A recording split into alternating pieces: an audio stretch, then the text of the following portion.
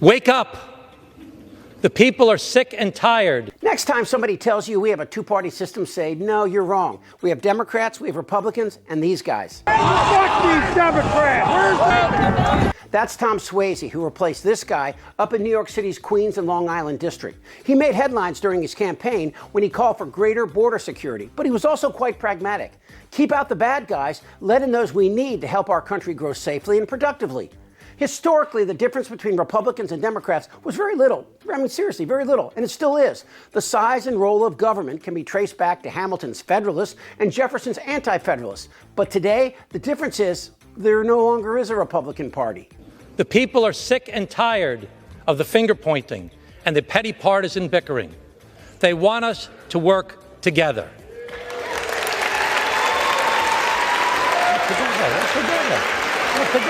Did you notice that only half the room stood up? Yeah, because those are Democrats. I know there are so many good people in this chamber on both sides of the aisle.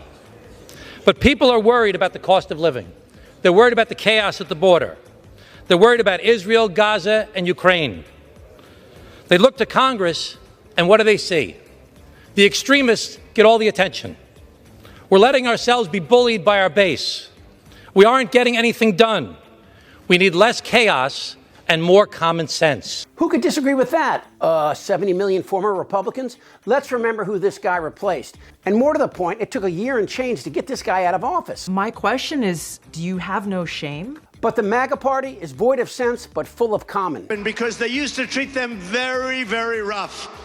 And when they protested once, they would not do it again so easily. I love Suozzi's optimism. I've been an optimist my whole life. But my hope is waning for the very reason that Suozzi's message won't resonate. The MAGA party embraces none of the ideas and principles that the Republican Party once held dear. Remember this? I can't trust Obama. He's an Arab. He is not. No? No, ma'am. He's a decent family man, citizen that I just happen to have disagreements with on fundamental issues, and that's what this campaign is all about. That was a great man. Not once have I heard Trump or MAGA acolytes offer comfort or contrition to Democrats. Hillary called Trump and congratulated him the night he won. Trump not only didn't attend Biden's inauguration, but tried an unsuccessful coup 2 weeks prior. Senator John McCain was mocked by Trump on many occasions, simply because of his sense of duty, loyalty to the country, and respect for the Constitution. The U.S. Navy, 6 weeks before McCain's death, added McCain's name to a destroyer that shared his father and grandfather's name as well. Later, after McCain had died, when Trump was in Hawaii and the USS John McCain was docked there, Trump had drapes hung over the name John McCain because McCain had voted for the Affordable Care Act. Republicans let this oafish skin tag disgrace a true American. A side note, I went on Fox that weekend in 2018 and showed my support for McCain. Oh, that's a great commercial for Trump to run about 1 million times next year, isn't it? This stuff doesn't play outside of San Francisco. That's a cult meeting inside that conference John, I know hall. you don't have a return chip. I'm trying to figure out why you're putting John McCain's face up. And the off chance the president's watching, real heroes out there, Pete Buttigieg, others that have served this country. Just a thought. Okay, all right. This went off the rails. I was never invited back, but I'll live. The last few months, I've talked with Democrats, Republicans, and independents, and they all ask the same thing. What about me? What are you doing for me? Enough with the theater and the drama. Enough with the hyperbole and the histrionics. Enough with the shutdowns and the put-downs. The people aren't paying us to make things worse. The people pay us to be in the solutions business. Mr.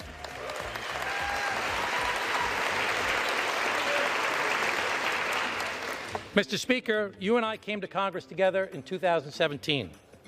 I remember when you founded the Honor and Civility Caucus. You said at the time it was to restore collegiality and encourage productive dialogue. Sign me up. Sign me up right away. Unfortunately, the speaker he's referring to is Mike Johnson, who derailed a border bill that 77% of Americans in a Quinnipiac poll said is exactly what we need.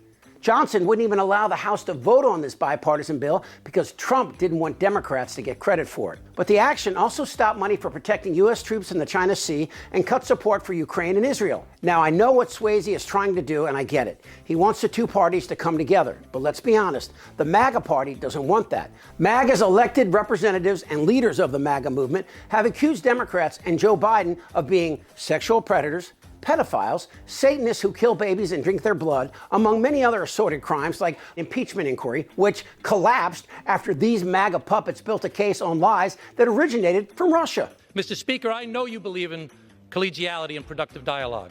We need more of that and less of the hot air fanning the flames of anger that happens much too often in our country these days. But, Mr. Speaker, after my recent election, you said something I must gently take exception to. You said Tom Suozzi ran like a Republican. Now, I know you meant that as a compliment. And Johnson was right. Suozzi did run like a Republican, but a Republican from like 1978. But for Johnson to imply that the GOP today has anything in common with the old Republican Party is like saying that Trump has something in common with Churchill because they're both fat. I don't remember. Suozzi's the kind of politician who won't survive in this political climate because he sees a naked emperor and he goes, hey, that's a naked emperor, and he's orange. Let me be clear, Mr. Speaker. I'm a true blue, dyed-in-the-wool Democrat. The biggest difference between Democrats today and Republicans today is profound and worrisome. Democrats have had their share of Gary Hart's and Bill Clinton's and Anthony Weiner's, and yes, Democrats were slow to remove them.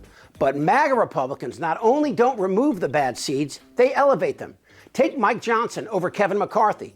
Johnson is an ideologue who professes a love for theocratic government, a take that is anathema to the intent of the men who wrote the Federalist Papers, the Declaration of Independence, and the U.S. Constitution. It is completely without irony that the people of New York would vote in Suozzi after the train wreck of George Santos. But what about the rest of MAGA? A perfect example would be Mitch McConnell. As I sprint towards the finish line, which is now in sight. A Republican who did not anticipate the tsunami of insanity that MAGA swept through and across the GOP.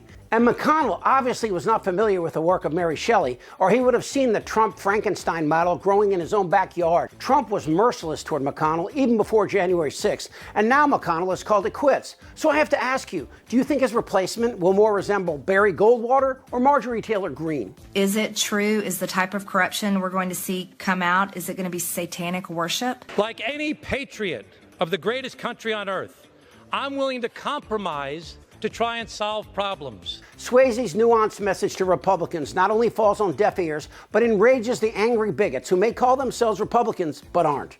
Truth is, they more resemble the unyielding sword carried by this man, Vladimir Putin.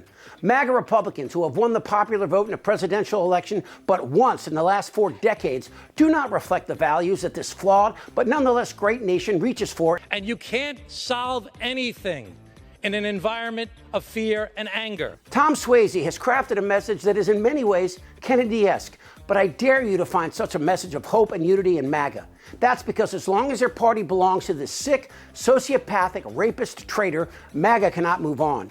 I find it ironic that most MAGA enthusiasts only want their part of America great. Maybe they're ignorant or they cower in fear of Trump's dark and malevolent vision. I applaud the congressman's naivete. It gives me hope that this 10-year slumber where we allowed Trump to bathe our country in hate and bigotry will end sooner than later. So one more time, Congressman Suozzi. Wake up. Who's with me? This isn't their Republican Party anymore. Am I wrong? Damn right. Yes. Tick-tock. You're in a lot of trouble, Donnie. Follow, like, and hit notifications as Really American keeps you up to date on the latest Republican cult lie in this very important year. For Really American, I'm Chip Franklin.